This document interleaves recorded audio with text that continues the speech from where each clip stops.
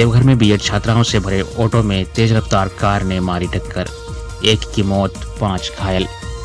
गोड्डा देवघर पथ पर चौपा मोड़ से 50 मीटर पहले बीएड छात्राओं से भरे ऑटो में सामने से आ रही तेज रफ्तार कार ने टक्कर मार दी। इससे देवघर के डिस्पर कॉलेज ऑफ एजुकेशन देवसंघ की बीएड सेकेंड ईयर की एक छात्रा की मौत हो गई। सड़क हादसे में ऑटो सवार 5 छात्राएं घायल हो गई हैं। उन्हें अस्पताल में भर्ती कराया गया है। मृतका की पहचान गोड्डा जिले के ललमटिया थाना क्षेत्र के जोजोसिमड़ा गांव निवासी किरण मुर्मू के रूप में हुई है। सभी बीएड छात्राएं लेसन प्लान की ट्रेनिंग कर मोहनपुर के बांका हाई स्कूल से वापस लौट रही थी। इसी दौरान उनके ऑटो में तेज गति से गोड्डा की ओर जा रही कार ने टक्कर मार दी। सड़क हादसे में घायल छात्राओं को इलाज के लिए देवघर सदर अस्पताल में भर्ती कराया गया है। घटना की जानकारी मिलने पर डिस्पर की कॉलेज के प्राचार्य सहित अन्य स्टाफ सदर अस्पताल पहुंचे। घायल छात्राओं में दुमका के हरिपुर निवासी प्रीति टुडू, बारहपलासी निवासी सवित्री हेम्ब्रम, देवघर पानी टंकी के समीप निवासी नेहा ठाकुर और बिलासी निवासी निशा भारती और बिहार के भागलपुर जिले के सनहोला निवासी दृश्यवत्स शामिल हैं। बोकारो से राजस्व कर्मचारी 20,000 रुपये रिश्वत लेते हुए गिरफ्तार। बोकारो के गुमिया अंचल कार्यालय में पदस्थापित राजस्व कर्मचारी ललन कुमार को धनबाद एसीबी की टीम ने सोमवार को 20,000 रुपये रिश्वत लेते हुए रंगे हाथ गिरफ्तार कर लिया। राजस्व कर्मचारी ललन कुमार एक व्यक्ति से ऑनलाइन नाम सुधारने के एवज में 20,000 रुपये रिश्वत की मांग कर रहा था। पैसे नहीं देने पर बार बार परेशान कर रहा था। पीड़ित ऑफिस का चक्कर काट कर तंग आ गया था। आखिरकार उस व्यक्ति ने इसकी शिकायत एसीबी धनबाद से की। शिकायत मिलने के बाद एसीबी की टीम ने सोमवार को अंचल कार्यालय में पदस्थापित राजस्व कर्मचारी ललन कुमार को अंचल कार्यालय के समीप स्थित उसके आवास से 20,000 रुपये रिश्वत लेते हुए रंगे हाथ गिरफ्तार कर लिया। गिरफ्तारी के बाद टीम उसे धनबाद ले गई। धनबाद एसीबी के डीएसपी जितेंद्र कुमार सिंह के नेतृत्व में गोमिया अंचल कार्यालय में छापेमारी की गई। ललन कुमार गोमिया अंचल के हल्का नंबर 1, 2, 3 एवं 4 का राजस्व कर्मचारी के रूप में कार्यरत था। अंचल कार्यालय में एसीबी की छापेमारी से कर्मचारियों में हड़कंप मचा हुआ है। शैक्षणिक सत्र शुरू होते ही 8वीं कक्षा के छात्राओं को दी जाएगी साइकिल। झारखंड राज्य के सरकारी स्कूल के शैक्षणिक सत्र आरंभ होते ही 8वीं कक्षा के 3,90,000 बच्चों को साइकिल दी जाएगी। इसके लिए विभाग ने टेंडर भी निकाल दिया है। 2025-26 शैक्षणिक सत्र के बच्चों को मई से जून के बीच साइकिल वितरण का लक्ष्य रखा गया है। यह योजना पिछले कुछ सालों से विलंब चल रही थी। सरकार ने साइकिल खरीद के लिए एक शर्त रखी है कि वह ब्रांडेड हो और कंपनी के पास इतना सामर्थ्य होना चाहिए कि वह 2-3 महीने के भीतर करीब 4 लाख साइकिलों का उत्पादन कर संबंधित स्कूलों तक उसे पहुंचा पाए। इसके लिए विभाग ने तय किया है कि वह क्लस्टरों की संख्या बढ़ाएगी। विभागीय मंत्री चमरा लिंडा ने अधिकारियों को निर्देश दिया है कि शैक्षणिक सत्र आरंभ होते ही बच्चों को वह सारी सुविधाएं उपलब्ध होनी चाहिए जिसके वे हकदार हैं। शहीद एसआई को राज्यपाल और मुख्यमंत्री ने दी श्रद्धांजलि। नक्सलियों के आईडी विस्फोट की चपेट में आने से शहीद हुए सीआरपीएफ के एसआई सुनील कुमार मंडल को राज्यपाल और मुख्यमंत्री ने श्रद्धांजलि अर्पित की।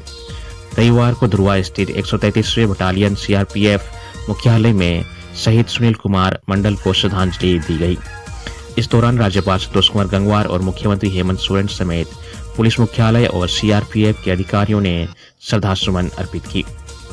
पश्चिम सिंहभूम जिले के छोटा नागरा थाना क्षेत्र के मरांगपोंगा में नक्सलियों के आईडी विस्फोट में घायल होने के बाद एएसआई सुनील कुमार मंडल ने इलाज के दौरान दम तोड़ दिया था।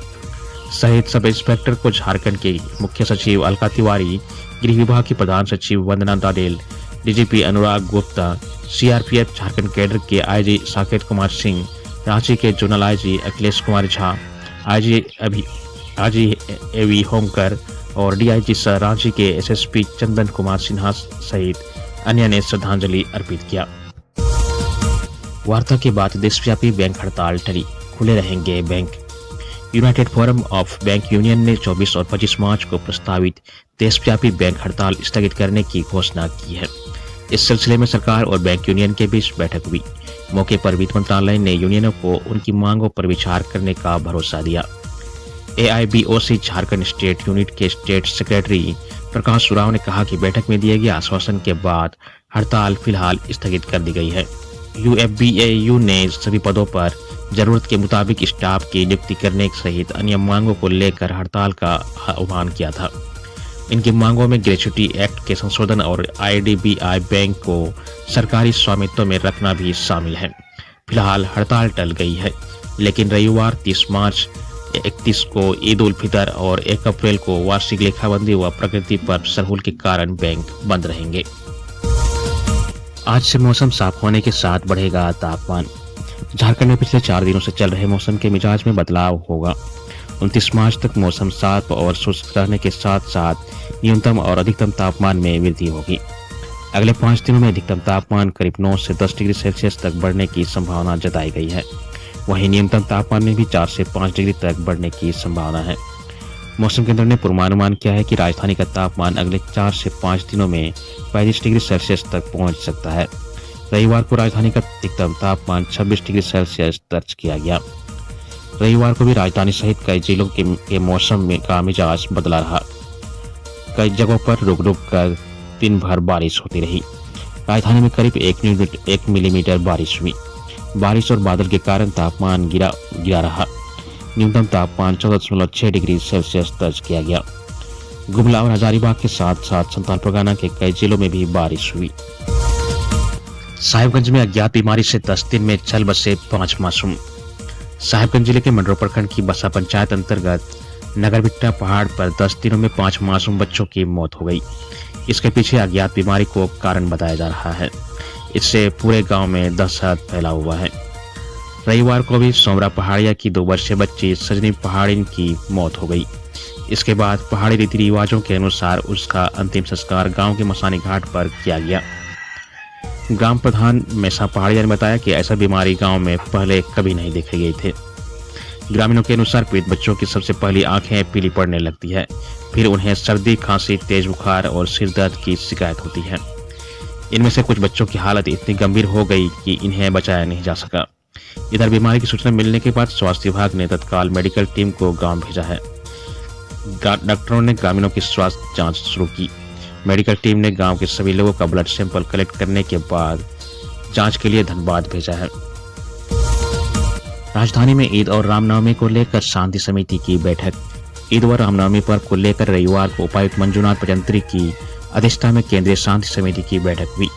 इस दौरान उपायुक्त ने कहा कि सोशल मीडिया पर जिला प्रशासन और पुलिस की कड़ी नजर रहेगी। लोग अफवाहों पर ध्यान न दें। सौहार्द बिगाड़ने वालों को चिन्हित कर कड़ी कार्रवाई की जाएगी। इस दौरान समिति के सदस्यों ने अपने सुझाव भी दिए। समिति के सदस्यों ने पर्व के दौरान CCTV व ड्रोन से निगरानी करने का सुझाव दिया। वहीं आपराधिक प्रवृत्ति के लोगों को चिन्हित कर त्वरित कार्रवाई करने, सफाई, बिजली व पानी के साथ साथ सुरक्षा व्यवस्था को लेकर भी सुझाव दिए गए। अप्रैल के प्रथम सप्ताह से मैट्रिक व इंटर की कॉपियों का मूल्यांकन होगा शुरू। मैट्रिक व इंटर की कॉपियों का मूल्यांकन अप्रैल के प्रथम सप्ताह से शुरू होगा। झारखंड एकेडमिक काउंसिल ने इसकी तैयारी शुरू कर दी है। मूल्यांकन को लेकर राज्य भर में केंद्र बनाए गए हैं और मूल्यांकन कार्य CCTV कैमरों की निगरानी में होगा। मूल्यांकन केंद्र के निर्धारण के दौरान इस बात की भी सुनिश्चित किया गया है कि जहां CCTV कैमरा लगे नहीं हैं, उन स्कूल कॉलेजों में मैट्रिक और इंटर की उत्तर पुस्तिकाओं की भी जांच होगा। राज्य भर में लगभग 10,000 परीक्षक मैट्रिक व इंटर के लगभग 8 लाख परीक्षार्थियों की कॉपियों की मूल्यांकन करेंगे। सोमवार से सभी जिलों के ट्रेजरी से उत्तर पुस्तिकाओं का उठाव होगा। उत्तर पुस्तिकाएं इस सप्ताह तक मूल्यांकन केंद्रों पर पहुंच जाएगी। इसके बाद परीक्षकों की नियुक्ति पर कर मूल्यांकन का कार्य शुरू होगा। अप्रैल अंत तक मूल्यांकन कार्य पूरा हो जाएगा। इसके बाद मई अंत तक से रिजल्ट जारी करने की प्रक्रिया शुरू की जाएगी। 10 जून तक मैट्रिक समेत इंटर तीनों संकाय का रिजल्ट जारी होने की संभावना जताई गई है। PhD प्रवेश परीक्षा के लिए 29 मार्च तक कर सकते हैं आवेदन। रांची विश्वविद्यालय प्रशासन ने PhD प्रवेश परीक्षा 2024-25 के लिए एक बार फिर फॉर्म भरने की तिथि बढ़ा दी है। अभ्यर्थी 24 मार्च से 29 मार्च 2025 तक फॉर्म भर सकते हैं। विश्वविद्यालय प्रशासन ने छात्र संघ व अभ्यर्थियों की मांग पर अंतिम मौका देते हुए फॉर्म भरने की तिथि में विस्तार किया है। इससे पूर्व विश्वविद्यालय 3 बार तिथि बढ़ा चुका है। सिमडेगा का जवान लेह में हुआ शहीद, मुख्यमंत्री ने जताया शोक। सिमडेगा के तुरतुरी पानी निवासी जवान किशोर बाड़ा लेह में आर्मी की 699 टाट्रा बटालियन में हवलदार के पद पर पदस्थापित थे। 20 मार्च को लेह में जवान किशोर अपनी बटालियन के साथ वाहन से कहीं जा रहे थे। इसी दौरान बर्फ का पहाड़ उनके वाहन पर गिर गया। इस हादसे में जवान किशोर शहीद हो गए। रविवार को रांची मिलिट्री स्टेशन के जवान शहीद किशोर बाड़ा के पार्थिव शरीर को तिरंगे में लपेटकर उनके पैतृक घर तुरतुरी पानी लेकर पहुंचे। पैतृक गांव में मिलिट्री स्टेशन के जवान ने शहीद जवान को अंतिम सलामी दी। मुख्यमंत्री हेमंत सोरेन ने सिमरिया के जवान किशोर बाड़ा की मृत्यु पर दुख जताया है।